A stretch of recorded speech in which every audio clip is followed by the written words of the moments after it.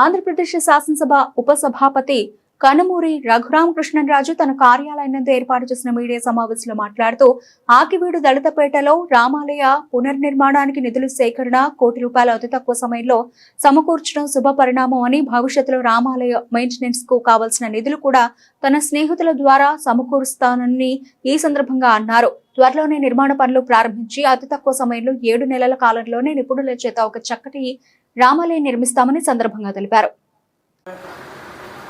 ఉన్నట్టుగా నటిస్తూ కొన్ని కామెంట్స్ కూడా చేస్తున్నారు. ఏమి చేసినప్పటికీ అది అర్థం పర్థం లేని శుష్క ఆర్గ్యుమెంట్. అది చాలా స్పష్టంగా గతంలో చెప్పినప్పటికీ మళ్ళీ చెప్తున్నా.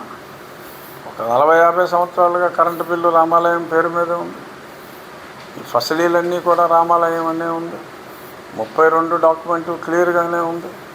ఆ దేవాలయం మీద కూడా అదే ఉంది. ఎవరెవరో మాట్లాడుతున్నారు. ఆడెవడో ఒకటి పిచ్చిగడ్డం వేసుకుని ఆ తణుకు నుంచి ఒకడు మాట్లాడుతూ ఉంటాడు. రామ్ భక్తుడు అంటాడు, నోటికి వచ్చి చెత్తబాగుతూ ఉంటాడు.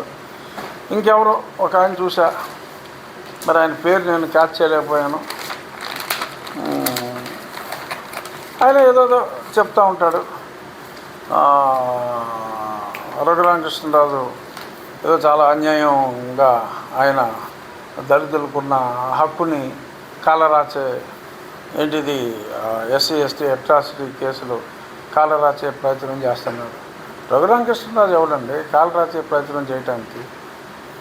డాక్టర్ బిఆర్ అంబేద్కర్ గారు 1950లోనే పేర్కోవడం జరిగింది.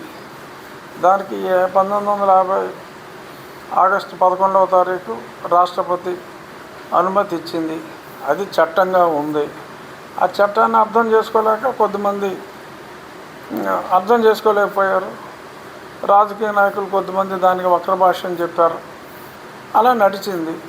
ఇప్పుడు అందరికీ అర్థమైంది. రఘురామకృష్ణరాజు అన్యాయంగా మాట్లాడుతున్నాడని కొంతమంది మాట్లాడుతున్నారు. నేను రాజ్యాంగంలో ఉన్నది చెప్పాను. మళ్ళీ మొన్న స్పష్టంగా సుప్రీంకోర్టు చెప్పిందే మళ్ళీ నేను చెప్పాను తప్ప ఇందులో రఘురామకృష్ణరాజు మాణిక్యాల మేము ఐటెం వైజ్ కూడా కంట్రిబ్యూట్ చేస్తూ ఉన్నారు. ఏదేమైనా ఈ దేవాలయ నిర్మాణానికి ధనం అనేది అసలు సమస్య కాదు.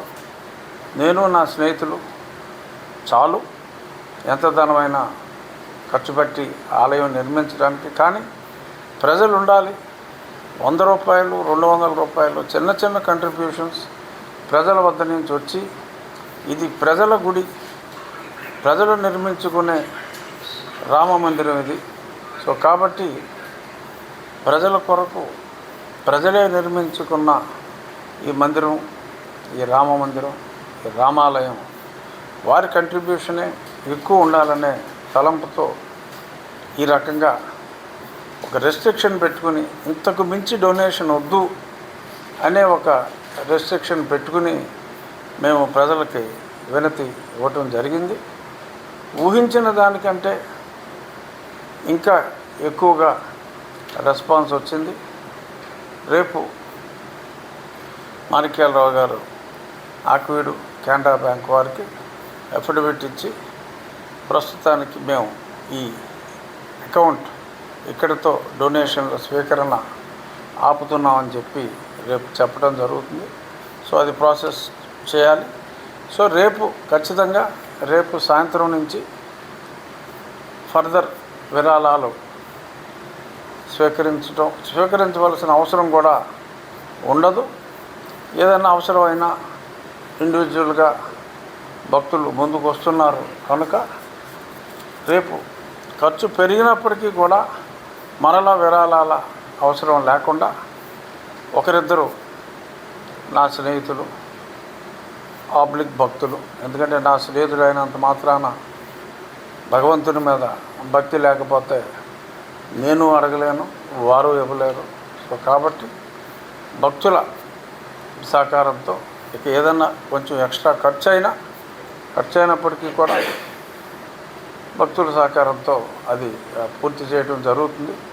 సో ఈ ఫండ్ రైజింగ్, ప్రజల వద్ద నుంచి ఫండ్ రైజింగ్ రేపు సాయంత్రంతో పూర్తవుతుంది. సుమారు ₹1 కోటి ఏదైనా ఒక 50,000 40,000 ఒకవేళ తక్కువైనప్పటికీ కూడా అది కంప్లీట్ చేసి 1 కోటి రూపాయల నిధితో ఈ రామాలయ నిర్మాణం ప్రారంభిస్తాం. పండితులతో మాట్లాడుతున్నాం. త్వరలో మే 3వ తారీఖు కూడా ఒక ముహూర్తం ఉంది అని చెప్పి వేణుగోపాలరాజు గారు కొంతమంది ఆగమశాస్త్ర నిపుణులతో పండితులతో మాట్లాడటం జరిగింది. అన్నీ అనుకూలిస్తే ఆ తారీఖు, లేదంటే ఎందుకంటే రామాలయం అంటే కష్టాలు ఉంటాయి. అయోధ్య రామాలయం నిర్మించడానికి ఓకే, దానికి శతాబ్దాలు పట్టింది అనుకోండి. ఇది ఇటువంటి బాలారిష్టాలు ఉండే అవకాశమే లేదు. ఏదైనా చిన్న చిన్న చికాకులు లాంటివి నీలికుమారులు ఏదైనా ప్రయత్నాలు, వృధా ప్రయత్నాలు చేసినప్పటికీ కూడా ఇబ్బంది ఏమీ లేదు. ఖచ్చితంగా ఈలోపు మంచి ముహూర్తం చూసుకొని డిజైన్ ప్రకారం ఆ కృష్ణశిల, ఆ రాళ్ళు, ఆ మందిర నిర్మాణానికి